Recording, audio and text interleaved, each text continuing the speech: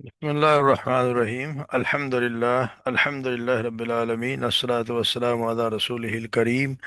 أشهد أن لا إله إلا الله وحده لا شريك له وأشهد أن محمدا عبده ورسوله نبينا محمد صلى الله عليه وسلم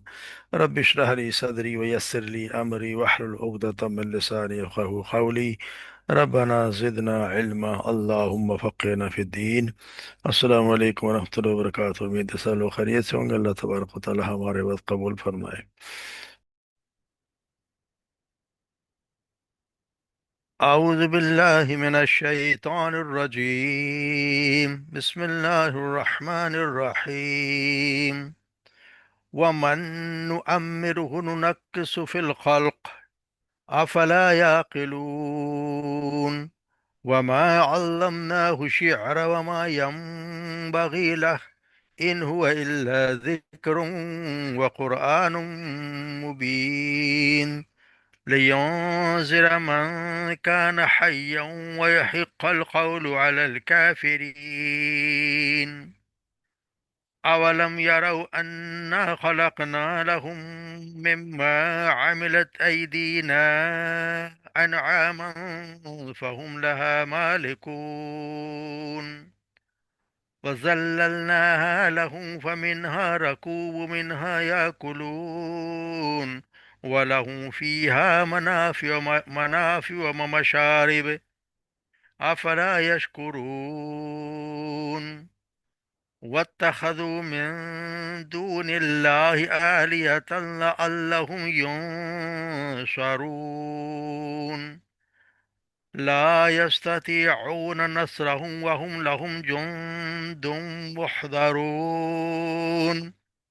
فلا يحزنك قولهم إنا نعلم ما يسرون وما يعلنون۔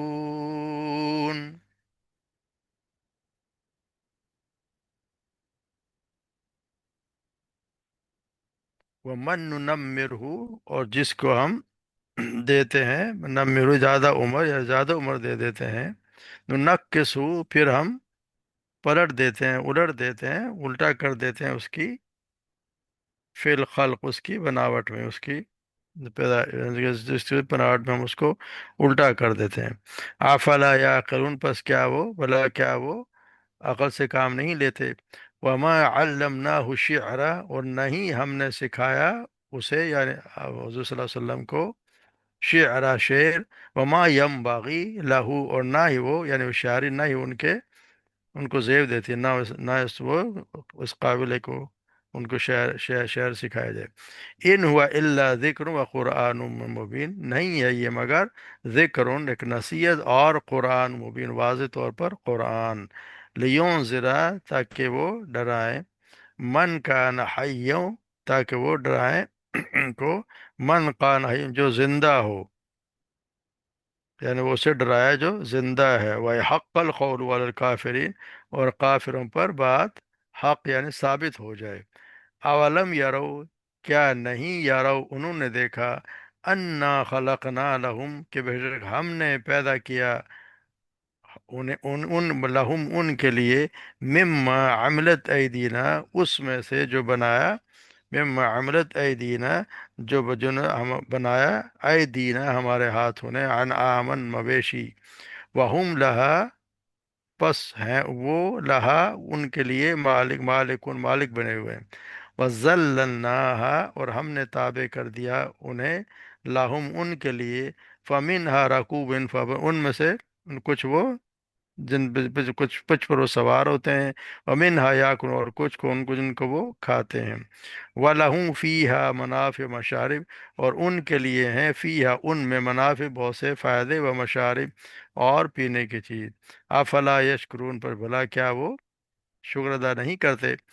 وَاتَّخَذُوا مِن دُونِ اللَّهِ آلِهَةً، پس بنا لیے ہیں انہوں نے، من دون اللہ کے سوا، آلیہ دوسرے معبود، لعلہم ینصرون، تاکہ وہ مدد کیے جائیں۔ لا یستطیعون نصرہم، نہیں وہ استطاعت طاقت نہیں رکھتے، نصرہم ان کی مدد کرنے کی، وہم لہم جندم محضرون، بلکہ وہ خود، وہم وہ، لہم ان کے لیے، جندم محضرون، حاضر باش مانے لشکر بنے ہوئے ہیں، حاضر باش جو ہر وقت حاضر رہنے والے۔ فلا يحزن کا پس آپ نہ غمگین نہ ہو، قول ان کی باتوں سے، یعنی آپ ان کی باتوں سے رنجیدہ نہ ہوں۔ انا نعلم ہم جانتے ہیں، ما یسرون جو وہ چھپاتے ہیں، وما یعلنون اور وہ جو وہ کو ظاہر کرتے ہیں، جو کچھ ہم جو ظاہر کرتے ہیں جو چھپاتے ہیں ہم ان کو خوب جانتے ہیں۔ تو یہ ہم جیسے ہم پڑھتے آ رہے ہیں کہ اللہ تبارک و تعالیٰ انسان کو آخرت کی مثال دے رہے ہیں، تو یہاں یہی بتایا جا رہا ہے کہ کیا انسان اپنی اس بات پہ غور نہیں کرتا کہ ہم نے جن کو اتنی زیادہ عمر دے دی ہے ان کو ہم کس طرح کر دیتے ہیں۔ یعنی ہم وقت ہے کہ جس کو انسان ہے جو جو بچہ ہوتا ہے بڑا ہوتا ہے جوان ہوتا ہے، پھر جوانی جو جو ڈھلتی جاتی ہے، پھر ضعیفی کمزوری ناتوانی وہ آتی جاتی ہے۔ تو اس لیے اللہ تبارک و تعالیٰ کہتے ہیں کہ یہاں ساخت صورت دینے سے مراد یہ ہے کہ بڑھاپے میں آدمی کی حالت بالکل بچوں کی طرح ہی ہو جاتی ہے، جیسے ہم پڑھا ہے نا کہ کمزوری پہ کمزوری ہوتی جاتی ہے۔ جیسے ہم پڑھیں اللہ الذی خلقکم من ضعف ثم جعل من بعد ضعف قوة ثم جعل من بعد قوة ضعفا وشیبا یخلق ما یشاء وهو العلیم القدیر، سورہ روم میں ہم پڑھا ہے اللہ وہ ہے جس نے تمہیں کمزوری سے پیدا کیا، پھر کمزوری کے بعد قوت بنائی، پھر قوت کے بعد کمزوری اور بڑھاپا بنا دیا۔ وہ پیدا کرتا ہے جو چاہتا ہے، وہی سب کچھ جاننے والا اور ہر چیز پر قادر ہے۔ یعنی اللہ تبارک و تعالیٰ نے پھر ساخت الٹ دیا، یعنی پھر اس کو بڑھاپا جس کو زیادہ عمر دے دی اس کا یہ حالت ہو جاتی ہے، بچوں کی سی حالت ہو جاتی ہے، اسی طرح وہ چلنے پھرنے سے معذور ہو جاتا ہے، اسی طرح اسے دودھ سے بٹھاتے ہیں، دودھ سے کھلاتے ہیں، دودھ سے اس کو نہلاتے ہیں، دودھ سے اس کے کپڑے بدلتے ہیں، ہر حال وہ جس طرح بچوں کا کیا جاتا ہے اسی طرح ان کو کرتے ہیں، اور وہ پھر وہ باتیں بھی نہ سمجھے کہ کرنے لگ جاتے ہیں، یعنی جب وہ سب کچھ جاننے کے باوجود کچھ نہیں جانتا، ایسی باتیں کرتا ہے، پھر اس پہ لوگ ہنستے بھی ہیں۔ تو یہ بتائیے کہ اللہ جس کمزوری کی حالت سے اس نے دنیا میں اپنی زندگی کا آغاز کیا تھا، آخرت کی زندگی جو آخر وقت آیا اس وقت بھی اسی حالت میں کو پہنچ جاتا ہے۔ تو یہ اللہ تبارک و تعالیٰ اصل میں یہ بتا رہے ہیں کہ یہ جگہ کوئی پائیدار اور قرارگاہ نہیں ہے، یہ تو زوال اور انتقال کی جگہ ہے۔ پھر بھی کیا تم عقل سے کام نہیں رکھتے کہ اپنے بچپن جوانی بڑھاپے پر غور کریں اور نتیجہ دیکھ لیں کہ یہ دنیا کے بعد آخرت آنے والی ہے، اور اس کی زندگی کے بعد میں ہوگا تو دوبارہ پیدا ہونا ہے۔ تو اللہ تبارک و تعالیٰ جو اس طرح کرتا ہے کہ ایک نطفے سے تمہیں انسان بنا دیا، پھر جوان بنا دیا، پھر بڑھاپا آ گیا، پھر تمہیں مار بھی دیا، تو کیا اس چیز پہ قادر نہیں ہے کہ وہ تمہیں نئے سرے سے زندہ کر دے؟ تو یہ ان کو سمجھایا افلا یا عقل تم اتنی عقل بھی نہیں ہے، یا تم غور و فکر کرتے نہیں ہو کہ یہ سوچ لو کہ جو اللہ تبارک و تعالیٰ یہ کر سکتا ہے تو وہ کیوں نہیں کر سکتا؟ مگر حالت یہ ہوتی ہے کہ انسان سوچنے کے لیے تیار نہیں ہوتا۔ یعنی وہ ان کے انسان کے اتنے انقلابات دیکھ کر بھی یہ لوگ نہیں سمجھتے کہ یہ اتنے تبدیلیاں لانے والے ہستی نے انسان کو دوبارہ پیدا کرنا قیامت برپا کرنا کچھ مشکل تو نہیں ہے، مگر یہ اللہ تو سوچ اسی کو ہے جو سمجھنا چاہے۔ پھر اللہ تبارک و تعالیٰ آپ صلی اللہ علیہ وسلم کے خصوصیت فرمانے کہ وما علمناه الشعر وما ينبغي له، اور ہم نے اسے شعر سکھایا اور نہ ہی وہ شاعر اس کے لائق ہے۔ ان ہوا الا ذکر و قرآن، یہ تو اس کے نصیحت اور واضح طور پر قرآن ہے۔ یہ اصل میں وہ جو لوگ جو تھے مشرکین مکہ، وہ آپ پر الزام لگایا کرتے تھے نا کہ آپ صلی اللہ علیہ وسلم تو یہ شاعر ہیں، انہوں نے خود اپنی طرف سے گھڑ لیا ہے، ہر بات ان پہ جھوٹے جھوٹے روز نیا نیا ایک بات نکالا کرتے تھے، کبھی آپ صلی اللہ علیہ وسلم باتوں کو شاعری قرار دیا کرتے تھے۔ تو اس کے مطلب اس کے بعد یہ قرآن کو بے وزن کرنا چاہتے، تو یہاں یہ بتایا جا رہا ہے کہ وہ ہستی اس کو تو ہم نے سکھایا ہی نہیں، یعنی ہم نے تو ان کو شاعری سکھائی نہیں، وہ نہ ہی وہ شاعری ان کے شاعر نشان ہے، اور نہ ہی آپ سمجھیں ان کو کوئی کبھی شعر سے محبت وہ آپ صلی اللہ علیہ وسلم کو رہی نہیں۔ جس طرح کہتے ہیں نا کہ اولاد عبد المطلب کی اولاد میں سے ہر مرد اور عورت شعر کہنا جانتا تھا۔ عرب میں تو ویسے ہی کہتے ہیں نا کہ گٹی میں شعر و شاعری تھی، تو ہر عبد المطلب کی اولاد میں بھی ہر مرد اور عورت سب کہنا جانتے تھے، مگر آپ صلی اللہ علیہ وسلم کے لیے آسات ایسا نہیں تھا، وہ ان کو کوئی شعر کبھی کبھی یاد ہوا ہی نہیں، جب بھی پڑھا تو بلکہ کبھی پڑھا بھی تو غلط ہی پڑھ دیا، پھر لوگ اس کو کہتے ہیں نہیں یا رسول اللہ ایسا نہیں ایسا ہے۔ تو اس طرح عائشہ صدیقہ فرماتے ہیں کہ شعر کو اس سے تو آپ کو تب یہ نفرت تھی۔ اور ایک دفعہ ابو داؤد میں آتا ہے کسی کا اگر پیٹ پیپ سے بھر جانا اس کے لیے شعروں سے بھر لینے سے بہتر ہے، یعنی کہ آپ صلی اللہ علیہ وسلم کو اتنی اتنی نفرت ہو، جیسے ہم شورہ میں سورہ شورہ میں پڑھا ہے نا، کہ آپ صلی اللہ علیہ وسلم کو تو کبھی پسند ہی نہیں تھی، کیونکہ شاعری وہ تو ہوتی ہے، وہ تو جھوٹی باتیں ہوتی ہیں، شاعر تو جھوٹی باتیں ملا جلا کے ادھر ادھر صرف وہ باتیں کرتا ہے جو کرتا نہیں ہے، مگر آپ صلی اللہ علیہ وسلم تو ایسے نہیں تھے، ممکن ہی نہیں کہ ایسا ان کے ساتھ ہو، تو یہ تو صرف وہ آپ صلی اللہ علیہ وسلم کو جھوٹا کہنے کے لیے کہا کرتے تھے، تو مگر آپ کا تو حال یہ تھا۔ ہاں کبھی کبھار کوئی منہ سے ویسے ہی کوئی الفاظ نکل گئے جو شعر کی صورت میں آ گئے ہوں تو وہ الگ بات ہے، مگر انہوں نے اپنی طرف سے شعر کبھی کہا ہی نہیں، کہ خود سے کوئی شعر بنا کے کہا ہو کہ شعر جس طرح شعر لوگ کہتے ہوتے ہیں، ایسا نہیں ہے۔ تو آپ صلی اللہ علیہ وسلم جیسے کہتے ہیں نا کہ سیدنا انس بیان کرتے ہیں کہ مہاجر و انصار مدینہ کے ارد گرد جب خندق کھود رہے تھے اور مٹی منتقل کر رہے تھے اور کہہ رہے تھے، وہ ظاہر ہے کہ صحابہ کرام پڑھتے جا رہے تھے، نحن الذین باعوا محمد علی الجہاد ما باقینا ابدا، ہم وہ ہیں جنہوں نے محمد صلی اللہ علیہ وسلم کی بیعت کی ہے،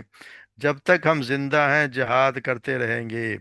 تو آپ صلی اللہ علیہ وسلم ان کا پرجوش انداز میں یوں جواب دیتے تھے، اللہم لا عیش الا عیش الآخرہ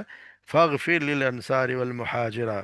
اے اللہ، اے میرے اللہ، زندگی تو اصل میں آخرت کی زندگی ہے، انصار اور مہاجرین کو معاف فرما دے۔ تو یہ شعر تو انہوں نے کہا، لیکن یہ کبھی کبھار کوئی کہہ دے بس، شاعری سے آپ کو قطعی طور پر پسند نہیں تھی، اور وہ تو ہاں یہ الگ بات ہے کہ کبھی کوئی ایسا ہو گیا کہ جیسے کچھ لوگ تھے جو صحابہ کرام میں سے بھی، جیسے حسان بن ثابت ہیں، حضرت کعب بن مالک ہیں، اور جس طرح دوسرے عبداللہ بن رواحہ رضی اللہ تعالیٰ عنہ، وہ ہیں جی، یہ صحابہ کرام جو کفار کی مخالف حجوں میں اشعار کہا کرتے تھے، وہ اشعار آپ پسند بھی کرتے تھے، اور کہا بھی کرتے تھے کہ ان کی جو کرو بعض اشعار نصیحت اور ادب اور حکمتوں کے بھی ہوتے ہیں، اس لیے آپ سے کہتے تھے کہ یہ بات، اور آپ سنتے بھی تھے جن میں کوئی حکمت کی بات ہوتی تھی، مگر زیادہ تر یہ آپ کو کبھی بھی شاعری پسند نہیں ہے، لیکن یہاں اللہ تبارک و تعالیٰ کہ ہم نے ان کو سکھائی ہی نہیں، یعنی آپ صلی اللہ علیہ وسلم کو ہر چیز اللہ تبارک و تعالیٰ نے ہی سکھائی، مگر اپنے یہاں لگ بہت سے لوگوں کا یہ بھی نظریہ ہے کہ جی ان کو تو جو ہونا ہے اور جو ہو چکا اور جو قیامت تک ہونا سب علم، سب چیز کا علم تھا، مگر یہاں اللہ تبارک و تعالیٰ کہ ہم نے ان کو نہیں سکھایا، جو اللہ تبارک و تعالیٰ نہیں سکھایا، تو آپ صلی اللہ علیہ وسلم کو شاعری آئی بھی نہیں، اور وہ نہ ہی وہ ان کو پسند تھی۔ اور یہ تو صاحب بتا دیجیے قرآن ہے، یہ تو واضح طور پر قرآن ہم نے نازل کیا تاکہ وہ ڈرائے من کان حی وحق القول الکافرین، تاکہ وہ ڈرائے ان کو جو زندہ ہو، زندہ سے مراد یہاں پہ مقصد یہ ہے کہ زندہ سے مراد سوچنے سمجھ والا انسان ہو، جس کی حالت کوئی پتھر کی طرح ہو، کہ آپ کے سامنے کتنی دلائل دے دیں، کتنی معقولیت کے ساتھ حق اور باطل کا فرق بیان کر دیں، کتنا ایسا کو نصیحت کر دیں، اس کو کچھ اثر ہی نہ ہو۔ تو یہاں اس شخص کے لیے کہا گیا ہے جو خود سننا چاہتا ہو، یعنی جس میں عقل اللہ تبارک و تعالیٰ نے اس کا اتنی عقل دی ہو، اور وہ بصیرت رکھتا ہو، اور پھر اگلی بات یہ ہے کہ عذاب کا قول تو کافروں میں ثابت ہی ہے، یعنی اگر وہ نہیں مانیں گے تو عذاب تو ان پہ ثابت ہی ہوگا، جو قرآن کو نہیں مانے گا، آپ صلی اللہ علیہ وسلم کو نہیں مانے گا، تو یہ اس کے لیے عذاب ثابت ہو جائے گا۔ تو مطلب یہ کہ قرآن مومنوں کے لیے تو رحمت ہے اور کافروں پر اتمام حجت ہے،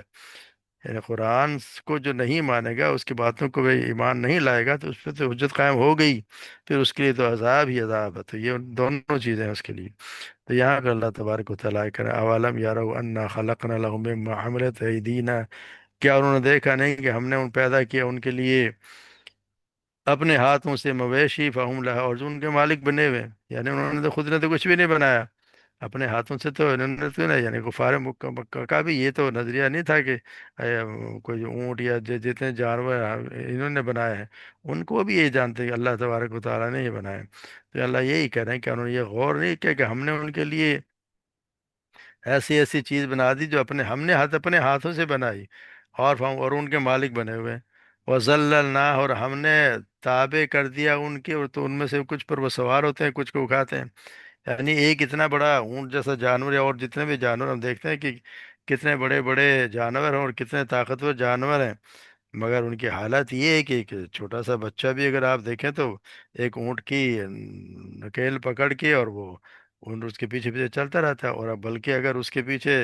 100 اونٹوں کی قطار بھی ہے تو وہ اس کے پیچھے پیچھے لائن بنا کے چل رہی ہوتی ہیں، کسی کوئی ادھر ادھر نہیں ہوتا۔ تو یہ کس نے، اللہ تبارک و تعالیٰ اگر ان کو بھی جو جانور ہیں مویشی ان کو بھی اگر وحشیوں کی طرح کر دیتا تو کس کے قابو آتے ہو؟ کسی کے قابو نہیں آتے۔ ہم دیکھتے ہیں ہاتھی پہ لوگ چڑھے ہوتے ہیں، ہاتھی کے پہ لوگ ہاتھی کو جس طرح چاہتے ہیں اس کو بٹھا رہے ہوتے ہیں، اس کو آپ کبھی کبھی جس طرح وہ چاہتے ہیں اس کو اسے کروا رہے ہوتے ہیں، اس پہ بہت لاز رہے ہیں۔ تو آپ کو بتایا گیا کہ ہم نے آپ کے لیے تمہارے لیے یہ چیزیں تابع کر دی ہیں، اور ان سے تو سوار ہوتے ہیں، بہت سے پہ تو تم سوار ہوتے ہو، جیسے اونٹ ہے جو اس پہ آپ سوار ہوتے ہیں، بہت جگہ اپنا سامان بھی اٹھا کے لے جاتے ہیں، ایک جگہ سے دوسری جگہ جاتے بھی ہیں۔ گھوڑے ہیں ان پہ بھی آپ کس طرح سواری کرتے ہیں، دوسری جگہ جاتے ہیں۔ اور بن حیا اور کچھ بہت سے ایسے ہیں جن کو تم آپ کھاتے بھی ہو۔ یعنی ہم کتنا ان سے اونٹوں کو استعمال بھی وہ کرتے ہیں، ان کا کھایا بھی جاتے ہیں، تو جانور اوروں کو بھی ان کا استعمال، پھر اور دوسرے ان میں سے فائدے والا ہوں فی منافع مشارب، ان کے جو ہے وہ ان سے اور دوسرے فائدے بھی اٹھاتے ہیں، ان کے اون ہے، ان کے بال ہیں، ان سے فائدہ اٹھاتے ہیں، ان کی کھال سے فائدہ اٹھاتے ہیں، اور پھر ہم ان کا دودھ بھی پیتے ہیں۔ تو یہ اللہ تبارک و تعالیٰ نے یہ فائدے بتائے ہیں، یعنی طرح طرح کے فائدے حاصل کیے جاتے ہیں، پھر ان کو نہ پھر اب اللہ تبارک و تعالیٰ سب کچھ دیکھنے کے باوجود افلا یشکرون، کیا شکر ادا نہیں کرتے؟ یعنی یہ سب کچھ دیکھنے کے باوجود بھی اگر وہ شکر ادا نہیں کرتے تو اس کے کیا مطلب؟ یعنی کہ کفران نعمت ہے، یعنی کہ یہ جب دیا اللہ تبارک و تعالیٰ نے تو شکر بھی اسی کا ادا کرنا چاہیے۔ نعمت کا اگر منعم یعنی دینے والے کی ہے سوا کسی اور کا عطیہ سمجھنا، اس پر کسی اور کا احسان مند ہونا، یا اس کے سوا کسی اور سے نعمت پانے کی امید رکھنا، یا کوئی نعمت کو طلب کرنا، یا یہ سب کفران نعمت ہے۔ تو اس طرح یہ بھی کفران نعمت ہے کہ جس نے جو نعمت دی ہے اس کے رضا کے خلاف اس کو استعمال کرے، یہ بھی کفران نعمت میں آتا ہے۔ اسی لیے ہے کہ ایک مشرک اور کافر و منافر و فاسق انسان محض اگر زبان سے شکر کے الفاظ ادا کرے تو وہ اللہ کا شاکر بندہ تو قرار نہیں پا سکتا، کیونکہ یہ تو نہیں نا کہ جو آپ یہ تو ہوتا ہے کہ دے تو کوئی اور جا کے آپ نظر و نیاز کسی اور کے آگے پیش کریں، جا کے آپ اپنے اللہ تبارک و تعالی جانور تمہیں دیے اور جا کے قربان کسی اور آستانے پہ جا کے کرو، یہ تو اس کا ناشکری ہے نا، پھر یہ تو ہے اللہ دیا اللہ نے اور جا کے کسی اور کے نام پہ چڑھائے جا رہے ہیں۔ اسی طرح دیکھتے ہیں کہ اور بھی بہت سی چیزیں ہیں جو یہاں جیسے لاہور میں بھی ہے، جیسے 11ویں کا دن آتا ہے تو کبھی کبھار بلکہ اکثر دودھ والے دودھ گھروں میں نہیں دیتے، وہ جا کے 11ویں والے کے نام پہ دربار پہ جا کے دودھ دے کے دودھ دیتے ہیں، وہاں پہ سبیلیں لگتی ہیں۔ تو یہ حالت بنا دی ہے اللہ تبارک و تعالیٰ نے، وہ جا کے کسی اور کے نام پہ چڑھا دیتے ہیں، نظر نیاز کسی اور کے سامنے پیش کرتے ہیں، انہیں سے پھر مزید نعمتوں کی دعائیں مانگتے ہیں، اور ان کے لیے قربانیاں کرتے تھے، تو پھر اللہ تبارک و تعالیٰ سے کہ اگر ان کے لیے قربانیاں کر رہے ہیں تو پھر اللہ کا شکر ادا تو نہ ہوا۔ اسی بنا پر اللہ تبارک و تعالیٰ ان کو کافر نعمت اور احسان فراموش قرار دیا ہے کہ جو حرکتیں کرے گا وہ احسان فراموش بھی رکھا، وہ نعمت کا اس کا شکر ادا بھی نہیں کر رہا۔ پھر اللہ تبارک و تعالیٰ فلا یشکرون واتخذوا من دون اللہ آلیۃ لعلہم ینصرون، اور پھر انہیں بنا لیے دوسرے معبود اس کے سوا، اور یہ امید رکھتے ہیں کہ وہ ان کی مدد کریں گے، لعلہم ینصرون، تاکہ ان کی مدد کی جائے گی۔ یعنی کہ ان کا تو حال یہ ہے کہ وہ یہ سوچتے ہیں کہ ہم ان کی اسرا اس لیے ہم بنا لیں کہ ہمارے ان کا بھی نظریہ تھا کہ یہ معبود جو ہماری مدد کریں گے، یہ ہمارے یہاں بھی بہت سو کا لوگوں کا یہ کہ یہ ہماری مدد کریں گے، مشرکین کا تو ہمیشہ سے یہی عقیدہ رہا ہے، کیونکہ اس باطل عقیدے کی تردید ہو رہی جو سمجھتے ہیں کہ جن جن کو اللہ کے سوا یہ بات کرتے ہیں وہ ان کی امداد اور نصرت کریں گے، ان کا تو نظریہ یہی ہے، ان کی روزی میں برکت دیں گے، اللہ سے ملا دیں گے، اور یا قیامت کے دن وہ اللہ سے ہمیں چھڑا دیں گے، ہمیں بخشوا دیں گے۔ یہ نظریہ ہی ہے ان سب کا، مشرکین جو بھی کوئی ہے ان کا بھی نظریہ یہ تھا کہ وہ کہا کرتے تھے کہ بت ہم ان کی بات تھوڑی کر رہے ہیں، یہ تو ہمارے اللہ سے قرب حاصل کرنے کا ذریعہ ہے، ہماری سفارش کریں گے، ہمارے یہاں بھی یہی ہے، یہ ہمارے سفارشی ہوں گے، بلکہ کھڑے ہو جائیں گے، یہ چھڑا دیں گے۔ بلکہ ہم آج کل تو کیا کچھ نہیں آ رہا، آپ دیکھیں یوٹیوب پہ تو صاف صاف کہتے ہیں جی فلاں جو ہے وہی جنوں میں لے کے دوزخ میں کسی کو جانے نہیں دے گا، وہ روک لے اس نے بند کرا دی ہے، جہنم کو تو تالے لگوا دیے ہیں یار، انہیں پوچھ لیا کہ میرا مرید کوئی آئے گا تو آیا تو نہیں ہے، جنت کے دروغہ سے بات کر لیتے ہیں، وہ کہتا ہے جی کوئی نہیں آیا، تو صاحب کہتے ہیں جی قیامت تک کوئی نہیں آئے گا۔ یعنی یہ حالات ہمارے ہیں، مشرکین کا یہ عقیدہ رہا ہے کہ وہ ہماری مدد کریں گے، مگر ہم پڑھ آئے ہیں کہ آخر جو دن آئے گا تو کوئی کسی کی مدد نہیں کرے گا، لا یستطیعون نصرہ، کوئی استطاعت نہیں ہے، کوئی کسی کے ذرہ برابر کام نہیں آئے گا، یہ تن کے برابر ہی کوئی کسی کی مدد نہیں کرے گا، وہم لہم جند محضرون، بلکہ یہ تو خود ان کے حاضر بار لشکر بنے ہوئے ہیں، کیونکہ یہ ہیں جو ان کو اگر یہ نہ ہو تو ان کی ایک نہ چلے. اگر یہی وہ لوگ ہیں جن کی ان کو بتوں کو بناتے تھے، ان کو سنوارتے تھے، سب کچھ کیا کرتے تھے. اور ہمارے یہاں بھی یہی ہے، یہ بت ہی یہ ہمارے یہاں لوگ ہیں جو ان کے بناتے ہیں، درگاہیں بنائیں گے، ان کے مزار بنائیں گے، ان کو سجائیں گے، پھر ان کے لیے مختلف پروپیگنڈا کرتے ہیں. اللہ کے بہت سے لوگوں کو یہ بہکاتے ہیں، ان کی حمایت میں لڑتے ہیں جھگڑتے ہیں، ان کو کوئی کہتے تو لڑتے جھگڑتے ہیں بلکہ مارتے ہیں. اور پھر جب ان پہ بھی نہیں چلتی ہے، کیونکہ ورنہ ان کو کوئی تو پھر ہوتا یہی ہے کہ یہاں تک حالت ہے کہ اگر آپ کسی اور کو کہہ دے تو اللہ کو کبھی بھی کچھ کہہ دے تو ان کے کبھی چہرے پہ کوئی بل نہیں پڑتا، مگر ان کو اگر وہ کوئی کہہ دے تو ان کے لیے وہ لڑنے مارنے کے لیے تیار ہوتے ہیں. لیکن سب کچھ ان کا ہے یہ کہ سب کچھ کرنے والے ہیں یہ، بلکہ ان سے مانگے جاتے ہیں. تو یہاں اللہ تبارک و تعالیٰ ہی کہہ رہے ہیں کہ یہ لا یستطیعون وہم لہم جندٌ، اگر تم لوگ نہ ہو تو ان کی کچھ نہ چلے. یہ پھر ان کی جھوٹی کرامات لوگوں کو سنا رہے ہوتے ہیں کہ اس نے اس کا پروپگنڈ حاجت روا اور مشکل کشا، اور اس کی مشکل آسان کر دی اور اس کی حاجت پوری کر دی، اور بلکہ ان سے مانگنے کا طریقہ بھی نیا نیا سکھا رہے ہوتے ہیں. تو ایسی حرکتیں ان کے سارے یہ سب اس طرح کی جو حرکت کرتا ہے وہ مشرک ہی ہے. فلا يحزن کا قول اللہ تبارک و تعالیٰ کہہ رہے ہیں کہ پھر آپ ان کی باتوں سے آپ رنجیدہ نہ ہوں. ہم جانتے ہیں جو کچھ وہ چھپاتے ہیں، جو کچھ ظاہر کرتے ہیں. آپ رنجیدہ نہ ہو، رنجیدہ تو سمجھو آپ کو جو آپ کو کوئی سننے والا نہ ہو، آپ کی کوئی مدد کرنے والا نہ ہو. ہم سب سن رہے ہیں، ہم ان کی باتوں کو سب سن رہے ہیں جو یہ کہا کرتے تھے کہ آپ صلی اللہ علیہ وسلم کے بارے میں، جو بڑے بڑے سردار خود جھوٹ کے پروپگنڈا کیا کرتے تھے. پر حالانکہ جانتے تو یہ تھے کہ آپ صلی اللہ علیہ وسلم ایسے نہیں جو ہم کرتے ہیں، مگر آپ پر الزام لگا دیتے جو سراسر بے اثر ہی ہوتے تھے. آپ کے خلاف بدگمانیاں کرنے کے لیے کہ آپ کو کبھی شاعر کہہ دیا، کبھی آپ کو کاہن مجنون اور نہ جانے کہ اللہ جانے کیا کیا کہا کرتے تھے. مگر خود وہ جانتے تھے کہ جو ہم کرتے، کیونکہ آپس میں ایک دوسرے سے مشورہ کر کے کہتے تھے کہ ہم کرنا ہے کہ ہم نے کرنا ہے، کہنا کیا ہے، تاکہ سب کی ایک ہی بات ہو. کیونکہ اسے پتا تھا کہ آپ سب میں وہ بات تو ہے نہیں، مگر سب مشورہ کر کے ایک بات کہیں گے تو پھر وہ شاید کو اس کا کوئی اثر ہو. مگر اللہ تبارک و تعالیٰ آپ صلی اللہ علیہ وسلم یہ فرماتے ہیں کہ ان لوگوں کی بےہودہ باتوں میں رنجیدہ رنجیدہ نہ ہوں. سچائی سے مقابلہ کرنے والے آخرکار یہ جھوٹ سے کب تک مقابلہ کریں گے؟ دنیا میں بھی ناکام ہونا، آخرت میں پھر اپنا برا انجام بھی دیکھ لیں گے. ہم سب دیکھ رہے ہیں. ہم یہ نہیں ہے کہ ہم کہیں چلے گئے، ہم ایک ایک بات ان کی ایک ایک، بلکہ ہم تو دلوں کی باتیں بھی جانتے ہیں. اس لیے آپ سے تسلی دی گئی کہ آپ رنجیدہ نہ ہوں اور آپ اپنا کام کیے جائیں. جس نے ایمان لانا ہے وہ لے آئے گا، اور جس نے نہیں لانا تو آپ کی ذمہ داری ہے بھی نہیں کہ یہ زبردستی کوئی ایمان آپ کسی کے سینے میں ڈال دیں.